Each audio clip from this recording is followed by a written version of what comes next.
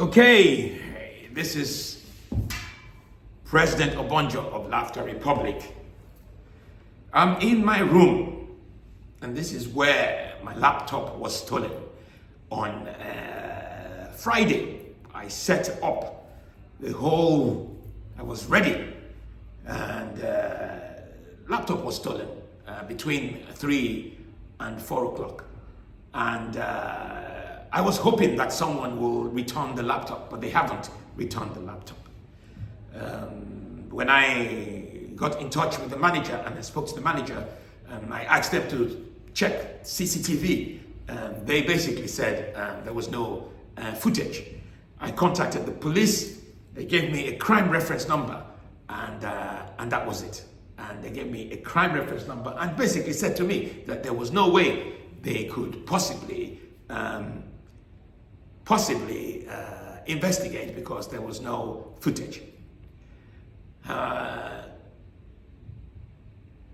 On that same Friday night, I went ahead with the show. 4 people showed up, and the next day, which was Saturday, more people came. So I had like 25.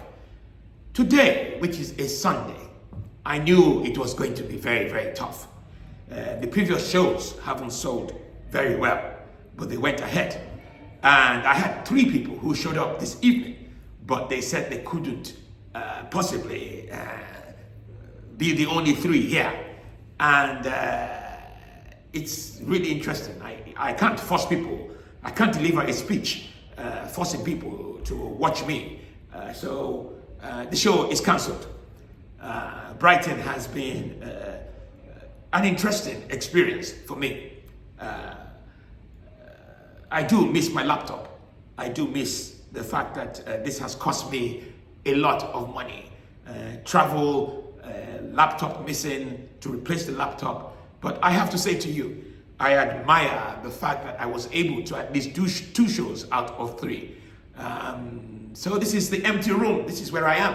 And I will put this on social media because a lot of people, especially performers, at times find it really difficult to sell shows, and people do not understand what goes behind the scenes.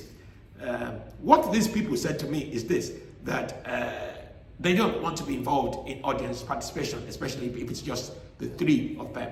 I don't know where that description came from. There's a little bit of audience participation, but there isn't a lot. A lot of Lunch with the President is very political, addressing all geopolitics and everything else that you can think of. However, it means that I get to go home early, and this is it. Will I do Brighton Fringe again? Of course I will.